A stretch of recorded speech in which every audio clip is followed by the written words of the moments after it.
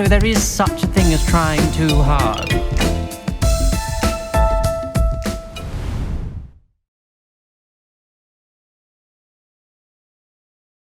Finally, we, 30+ years old children, and all others too, can get accepted into Hogwarts. But is it the same Hogwarts we know from the books and movies? Can we enjoy this game? Is it for the fans or for everyone? Let's find out in today's review of Hogwarts Legacy.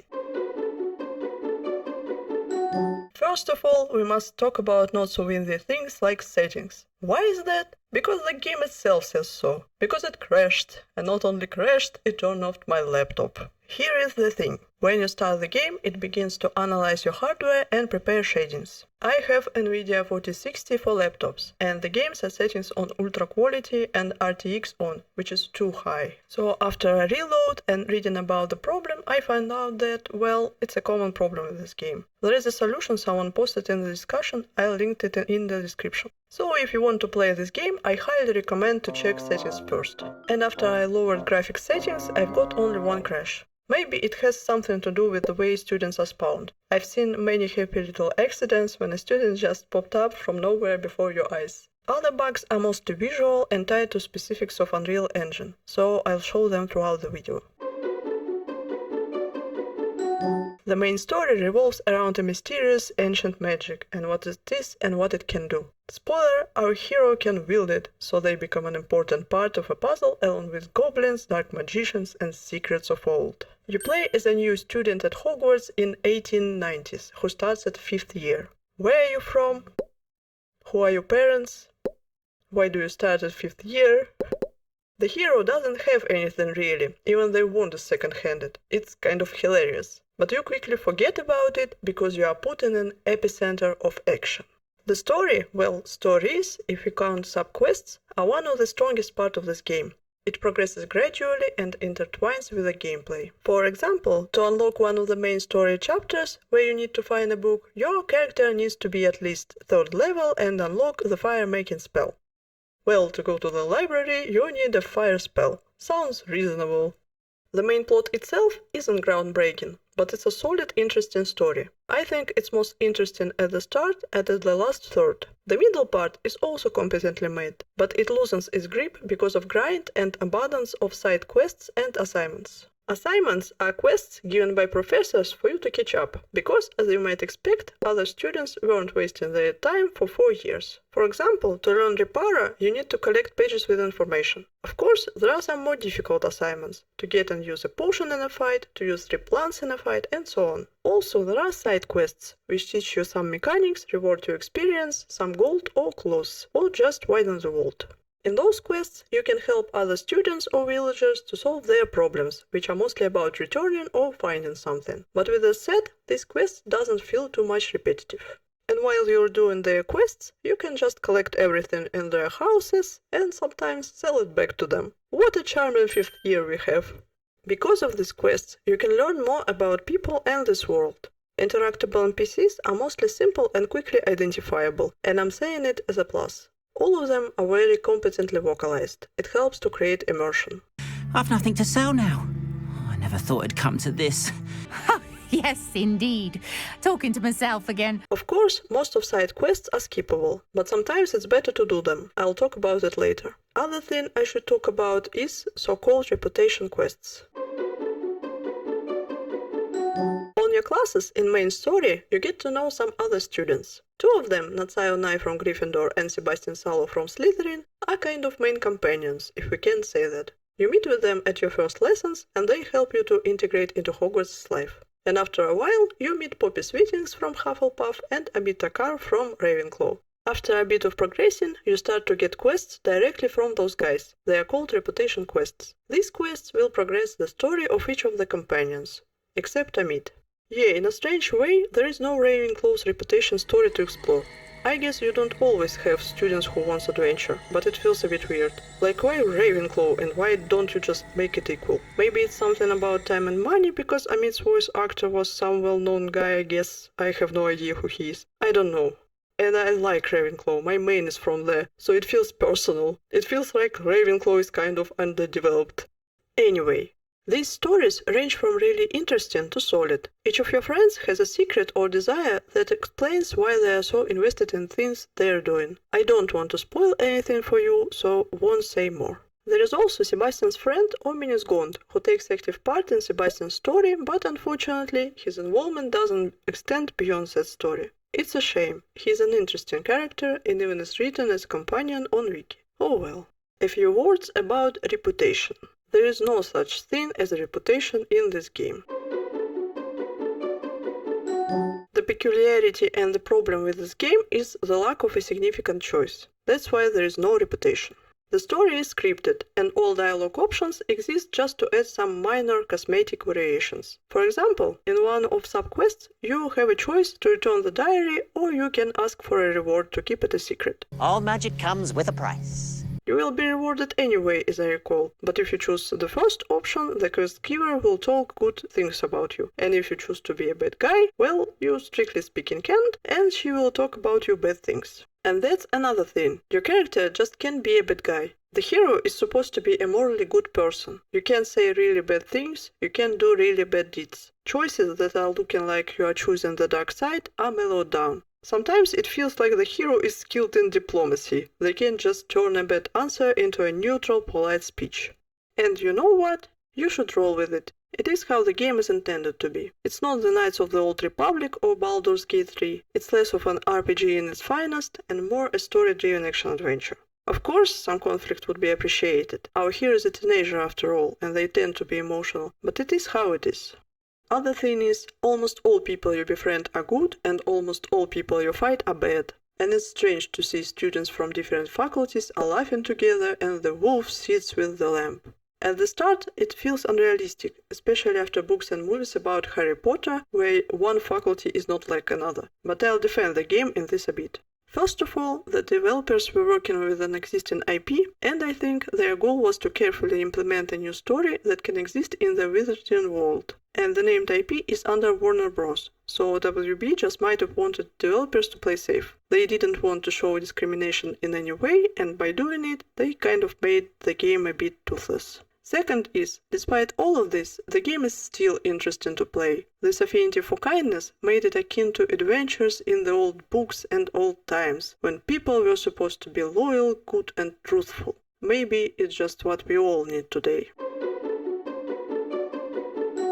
As you probably understand from my words, I enjoy the atmosphere created by this game. The castle and Hogsmeade are gorgeous, Forbidden Forest is dark and grim, villages are cozy, hills and plains are beautiful. Hogwarts in the game has been created with movies about Harry Potter in mind, but of course it has been remade to be interesting to explore. It has well-known places like the Defense Against the Dark Arts classroom, the Great Hall, the Clock Tower and so on. But also there are secret rooms and puzzles to explore and even separate corridors with challenges in them. For me, this portrayal of Hogwarts is wonderful. It is how it's supposed to be in the game. For the gaming purposes, Hogsmeade has been enlarged. Now it contains Ollivander's shop, a shop with brooms and many others. Of course, the 3 broomsticks, Zonkus and the Hog's Head are also there to explore. And the place feels alive. There are people talking about their day-to-day life, street musicians ask you for tips, and so on. Other locations obviously were created for the game, like some villages, castles, ruins. They all fit in well, but though I admire additions, I think they should have cut in half the farthest zone. I get why they added so much. In that place you have some things that could have looked awkward near Hogwarts. But now that zone feels kind of empty or not linked enough to your adventures. I've heard that developers wanted to make a DLC. Maybe it would have added some things to that zone, but we'll never know because there will be no more DLCs. The game was developed by using Unreal Engine 4. Because of that, it has some usual visual problems, fabrics physics like unhinged mantles, assets and models popping right before your eyes, some stiff faces and other things you usually see in a game with the same engine. Kids look ugly, but yet absolutely adorable. And our hero sometimes disrupts the atmosphere, especially with their politely smiling resting face, like Mona Lisa. So when they talk about serious things and smiling, it's just awful. Why are you smiling? You are talking about death. But when the game loses in visuals, it gains in voice acting. Even if 3D models can't sometimes convey some emotions, voices can. I never once heard any bad voice line, and it absolutely helps create an immersive atmosphere. Though I confess I may have miscalculated slightly on my first try. Gave quite the fright to some theatre-goers in the West End. For the hero, voice lines were recorded by 2 actors and were tuned to add variations. Because of it, sometimes there are weird mechanical sounds, but I didn't catch it very often, so it's not a big problem. As for other sound design, it's done well. Cat's purr, heels tap, spells push, mandrake's scream. I haven't noticed any problem. Well, a magical theme might come to me in nightmares, but it's not because of a bad sound design. The music is on par with the Harry Potter's movies. It's similar to what we heard before, but unique, and adapts to gameplay. Of course, sometimes it doesn't work perfect, but it's not often.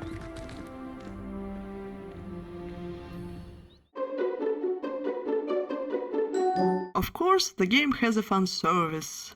Well, it's a fanservice element itself, isn't it? And most of it done subtle. Nearly Headless Sneak wants us to help him with the Headless Hunt. We get to the Gringotts at the start, there's a Cauldron in one of Hogwarts' toilets, Peeves jokes and speaks and rhymes, and so I'm not on. telling lies, Peeves. It was Albert Boot. No, it wasn't. It was Basil Flack. Ooh, fight! It's a bold attack! Was the Minister a boot or the Minister a flack? But of course, we also have an Animagus and a Parcel Mouse, which are supposed to be very rare, and another secret room of Slytherin, hippogriffs, famous names like Weasley, Fig and Black. But here's the thing, they all have reasons to exist in this scenario if you think about it. They are intertwined into a story, so after a time you forget about their fanservice nature and go with it. But still, I rolled my eyes a few times throughout the game. You start a new game with a letter from Hogwarts, and after that you need to create a new character. There are some presets from which you can choose and then further customize your character. You can choose a skin color, a face shape, glasses, one of many variations of a hairstyle, and hair color. While you are choosing, your character is looking at you reproachfully. It drives me nuts. I don't know why many games do this. Next you choose complexion, scars, freckles, eye color, eyebrows. The game doesn't let you customize shapes in some parts of a body like some other games do, but you can still choose from some different options to make a character unique. Last things are voices, character's name, a gender. Also here you need to set a difficulty level. Of course, during the game you can change difficulty in settings. And your journey begins. Firstly, you get some cutscenes to start the story, and then you get into a mysterious place, which serves you in 2 ways. It helps setting up the mystery and teaches you to play. Here you learn main game mechanics, a way to heal, simple cast, jumps, evade. Further you learn revealing spell, protega and some others. And then you get to the sorting ceremony, where the sorting head puts the hero into one of 4 faculties: Gryffindor, Slytherin, Ravenclaw or Hufflepuff. Of course, it's you who makes the choice. Well, and as I stated before, your choice doesn't affect the story in general, but it changes some things. Obviously, you get an access to a dormitory, which is a place where you respawn after progressing the main story. And you are welcome to see a common room of your chosen faculty. Gryffindor's room is located in one of Hogwarts' tower, and has warm red colors and a combination of brown wood and stone. It looks cozy and nice. Obviously, literature and movies gave inspiration to a designer, so you can't confuse this room to any other. Students from Slytherin inhabit one of dungeons, but it's not your dark filthy cave. It's made from stone and marble, it's great and monumental. High ceilings are supported by long columns. The only warm color comes from the fire in the fireplace and lamps. Other colors are muted, greenish with grey, and this is not surprising. Behind colossal windows you can see a vast body of water. In one of the highest towers, Ravenclaw's common room is hidden. It's airy and light, with blue and light blue decorations with stars and maps. There are many windows with feathered patterns on them, and it even has a stairway outside on the roof, where you can sometimes see a ghost of a lady looking down. All of this exists likely to show you that thoughts can fly very high. The limit is only your imagination.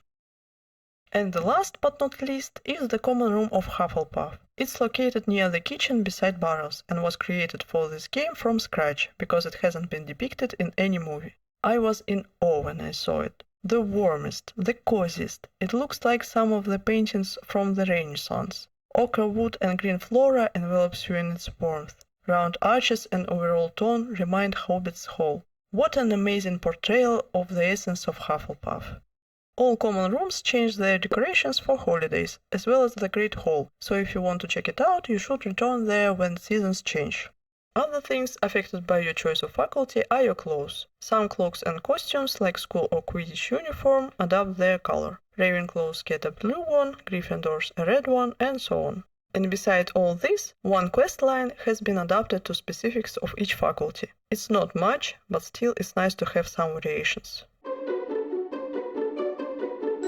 You are a 5th-year student who for the first time came to Hogwarts. Obviously, you need to learn stuff about the castle and everything else to catch up, so Professor Weasley gives you the field guide. It's a clever connection between the story and game mechanics. Now you are supposed to fill the guide by collecting information, completing challenges, and so on. When you complete a challenge, you'll get mostly a cosmetic reward, which you need to collect from menu. When you get a page, you unlock some information about the wizarding world. The noticeable thing is, when you add something to the guide, a little circle with an exclamation mark appears, and to hide it, you need to hover over everything added, which can be annoying for perfectionists. Other thing you get from pages and challenges is experience.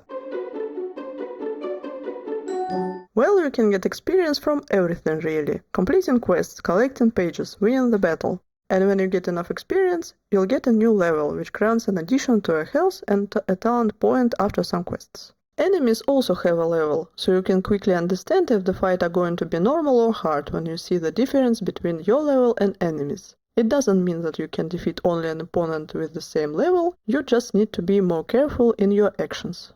Also, your clothes have a level, so sometimes to wear it you need to gain a certain level. Clothes adds a bonus to offense and defense, so you want to renew your wardrobe to keep up with ever so slightly rising difficulty with each gained character level. You can change an appearance of your outfit anytime, so it shouldn't be a problem. Clothes has 4 qualities: well appointed, superb, extraordinary, and legendary. Superb and higher has the ability to be upgraded and the room for trades, but I'll talk about it later. In Hogwarts, you learn many different spells. They will be your main fighting abilities. They are divided into categories and have color indications. Reds are damage, yellows are control, violets are force, light blues are utilities, light greens are transfiguration, emerald greens are unforgivable curses. You learn them in classes and from other students, or after completing assignments. To learn casting movements, you need to move an arrow. Something very familiar about all this. The game has a big variety of spells. Here you can learn your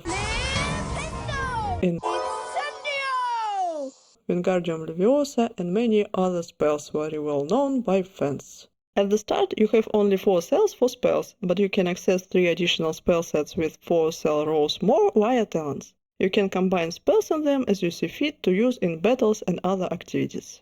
There are also some stealth missions which you can't ignore, but they are not frequent and not so bad. And sometimes it's convenient to use Disillusionment spell on field. You can cast Petrificus Totalus if you sneak up at your enemy from behind. Stealth is ridiculously strong, trust me. In addition to spells, you unlock an ancient magic, which helps you to throw objects at enemies and, if charged, deal a huge damage or even eliminate your foe. After a while you unlock the trials that you can complete to increase quantity of available charges. As is customary in Hogwarts, our 5th-year student fights grown-up wizards and other dangerous creatures. Oh well. The list of enemies is big enough, from mongrels and spiders to goblins and wizards. Some of them have only few attacks, when others can cast shields, throw knives and teleport themselves. Also, there are camps of poachers or goblins and spiders' nests that you can clear to get a reward. There you can fight from 3 to many enemies to fight, and sometimes it's a bit of a challenge. And there are battle arenas where you can practice your skills in facing many different enemies at one time. I think the game has a good variety of foes. Of course, after some time, fights get repetitive, so I highly recommend to combine activities. Do a quest, then clear a goblin's camp, for example, so you won't be bored. But it's up to you. There is a system of fast travel called Floo Powder. You can see its icon on the map. But to teleport to one of icons, you need to unlock that point by traveling the other way. In Hogwarts it's easy, because you can just run through the castle. You can't imagine how inconvenient travel was before I invented Floo Powder. And by the way, I admire our hero for their endurance. Without rest and without food, they just keep running. Amazing. Anyway, after some quests, you unlock a broom and other transporting elements, which would be spoilers, so I won't talk about them. A broom can be upgraded 3 times after a flight challenge and a quest, and I recommend to prioritize this quest if you want to explore the map. It will save you time later. The broom will get faster after upgrades, but the controls for it ain't very comfortable. There are guides and mods for the controls that can help. And when you get an access to a broom, you can explore the map more closely. On the map you can see many challenges and activities. And some you can't see on a big map, only on a mini one in down left corner. Some challenges unlock after a main or sub quest, some are available from the start. I can definitely say that this game is heaven for collectors. Or maybe hell, because for me it's too much. And I get that some people like to get achievements and check the boxes, but the problem is some challenges are too repetitive. I'm looking at you, Merlin's Trials. There are only, 6 variations of Merlin's Trials, and the quantity is hundreds or thousands, I didn't even count. So you just do the same thing again and again and again. It becomes annoying really fast. But I don't know, maybe it's just me. It feels like the goal with all these challenges was for you to slowly explore the world and find an adventure for yourself. But something went wrong and you just not always want to do it. Like the devs were pulling in 2 different directions. On the one hand, they created the world and mechanics that demands dozens of hours to explore. On the other hand, although the main story is interesting, it's short and doesn't support such a long playtime. It feels like they wanted to combine these things together, but they just couldn't do it subtly enough. At least the reward is good. For completing Merlin's Trials, you get an expansion for your bag, which is needed because other points of interest mostly give you gear or cosmetics for the room of requirements. Most of chests give you a random clothes from a pool, so if you died, you wouldn't get the same thing next time. While progressing through your main quests, you get an access to the Room of Requirements, where Professor Weasley introduces you to a house elf called Dig. Dig. I should stop calling him or I never get monetized.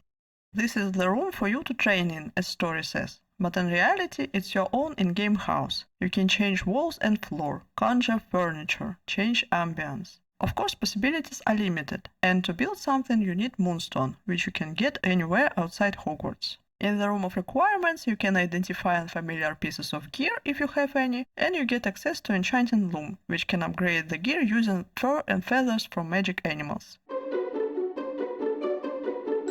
In the game, you have the ability to collect some animals, save them as the story implies. The thing is, poachers have been seen in the region, so you, as a proper 5th year, want to stop them. And save creatures too.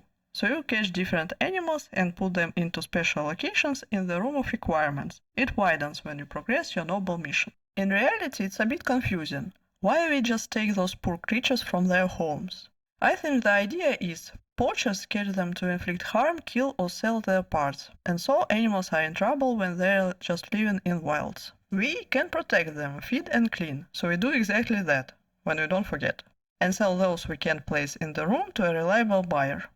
I don't know, the logic is a little shaky, but I just roll with it. Besides, look at these creatures. Who is a good boy? You are! Yes, you are! In the details, you can rename an animal. After you fed and cleaned a creature, it gives you some ingredients for an upgrade for gear or a potion. Different animals live in different biomes, so when you collect some new creatures for a quest, the room will create a new location. And you can breed animals if you collect a boy and a girl of the same type. Also, you can buy an automatic feeder and the game box for animals to play. Of course, in these outdoor locations you can build some buildings too, so enjoy. In the Room of Requirements, you can also build stations for potions and pots for plants. To grow something, you need to buy seeds. To make a potion, recipes and ingredients. And after some minutes of waiting, or whether you return after a while, you can collect the plant or the potion. Yes, this process needs real in-game time, but it's not as bad as it sounds. You can spend a lot of time in this game, and 15 minutes, time to grow a mandrake, is practically nothing in comparison. Potions are brewed much faster, from half of a minute to 1.5 minutes. And the best thing is, you can just skip this part if you want. If you need plants or potions for the quest, you can just buy them in Hogsmeade or villages. Play the game the way you want to. I said many things about the game and many things I didn't even mention. I personally really like Hogwarts Legacy, but I'll try to be unbiased and summarize its main pros and cons. Pros are strong main story and stories of your friends, charming atmosphere of 19th century's magical world, great voice acting and sound design, comfortable fighting system, abundance of mechanics, challenges and collectibles. Cons are the lack of the real choice in quests and dialogues. NPCs are too one-note, especially outside Hogwarts. Broom has bad controls. Crashes because of not optimized graphic. The game is too long for the story. I think Hogwarts Legacy would be enjoyable for people who likes action adventures, Harry Potter fans who doesn't mind an expansion or changing of rules in Wizarding World, or casual players who likes games with a good story and doesn't mind the lack of choice. Have you played the game? Did you like it? Please leave your comment below. Thanks for watching.